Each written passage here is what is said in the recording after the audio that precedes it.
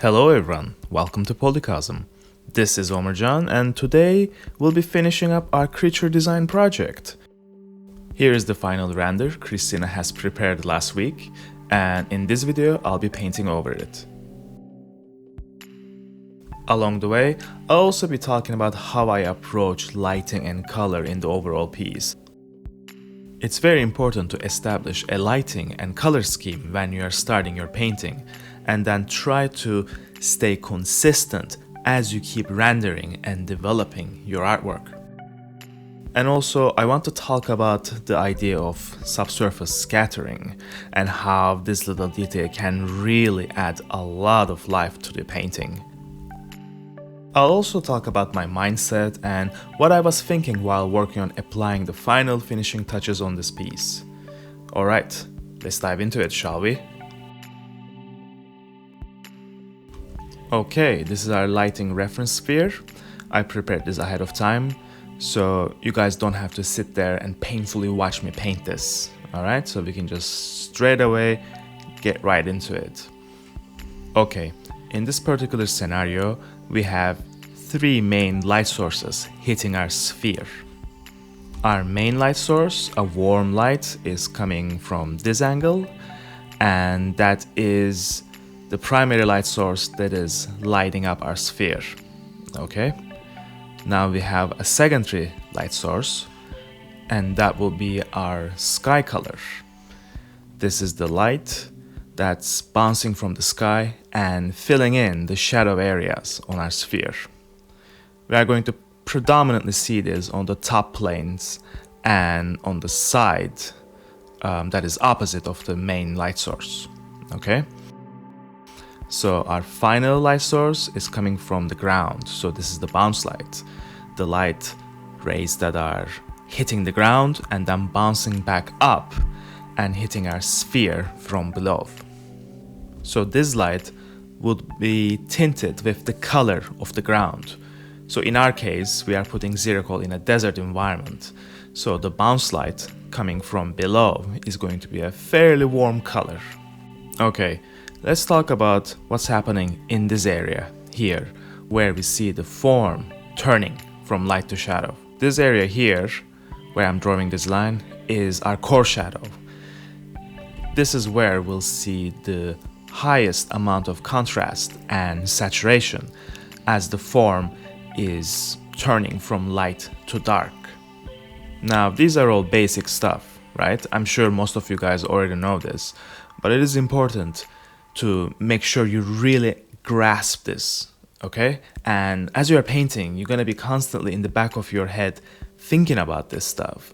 You gotta establish these rules at the beginning of your painting and make sure you stick to them throughout the whole process. Alright, we are done with the boring technical part for now.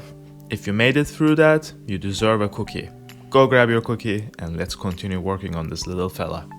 Now, Christina did a fantastic job with the render. I have a lot of information to work with here, which is going to make my job a hell of a lot easier. At the very beginning, I'm just staying loose with my brush strokes and breaking things apart a little by introducing some new values.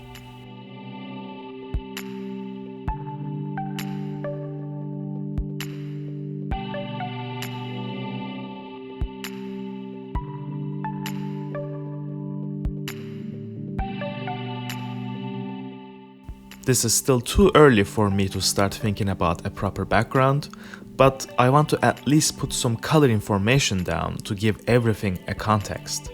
Based on the angle of the sunlight, I wanted this to be around just after sunrise or before sunset, so not quite when you get that super warm sunlight. And I didn't want the sky to be too dark, I wanted there to be a little bit of brightness there.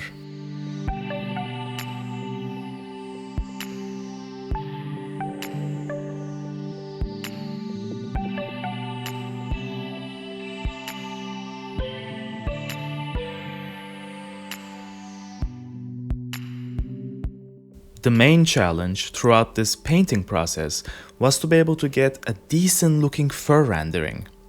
Many people find painting fur and hair to be quite intimidating, I think I'm somewhere in between, where I'm not super comfortable with it, but I'm also not too bothered by it. As always, having good reference helps. I'm also trying to stay zoomed out and focus on the big value groupings to create the form in the fur-covered areas. No need to zoom in and try to paint every strand individually unless you really want to test your sanity.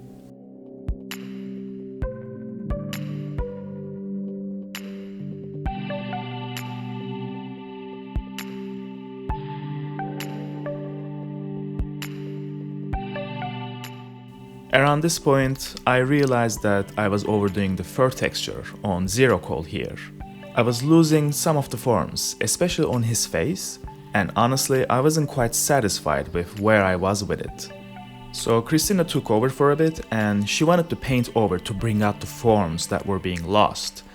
As she is the one who sculpted the base mesh, she is more familiar with the underlying forms. Her quick paintover helped to dial down the fur texture on the face, and I definitely had an easier time with retaining the balance from this point on.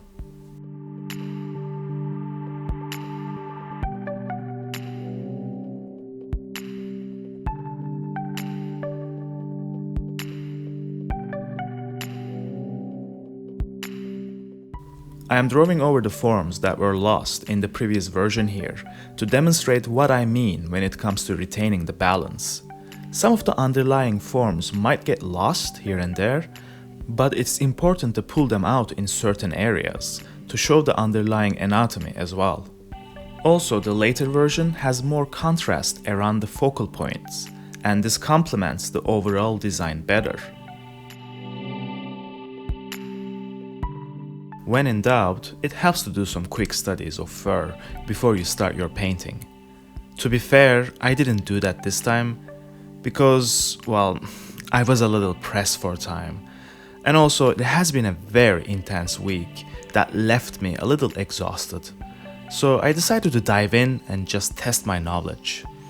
There has been some struggles and frustrations, but that is to be expected when you are learning. And I always feel like I'm constantly learning whenever I'm working on a client commission or creating something as part of a personal project, or even working on POLYCOSM related stuff. Okay, let's talk about subsurface scattering. For demonstration purposes, we have a cat ear here. And we have a light source that is coming through this way. As the light passes through the translucent part of the ear, it reflects from the material in there and it scatters on its way out, just like this. Now this creates this very vibrant glowing effect that you're seeing here. As you can see, this part of the ear ends up having these really saturated colors. The slightly warm light passing through gets really amplified in color, so we get these incredibly warm hues. And I'm using the color picker here to just demonstrate to you guys how much the temperature and the saturation in this area changes. Even though the surrounding areas are mostly in the shadows and are fairly desaturated, the middle of the ear itself has a glow to it. This is a really small detail, I know, but I feel like it can also bring a painting to life. It can make things look so much more believable than they already do. It's definitely something to keep in mind.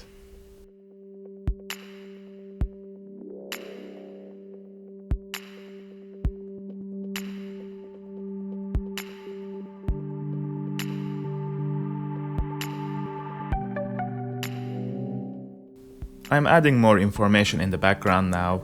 I didn't want Xerocole to be standing in a very barren and open landscape, so this is more for presentation purposes, of course. We could just have the final concept art on white background, but this way I feel like it tells more of a story. This also gives us the opportunity to communicate the scale of our concept in comparison to its environment as well.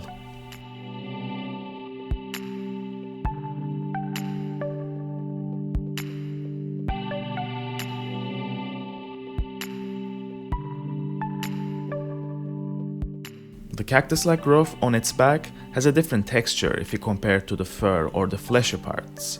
This doesn't just mean I should just use a different brush with a different texture, but I need to keep in mind how light is going to affect this surface. The value range we are going to observe here will be different than the areas covered in fur. Every type of material will have a different value range, and understanding this will help you communicate each individual type of material in a painting.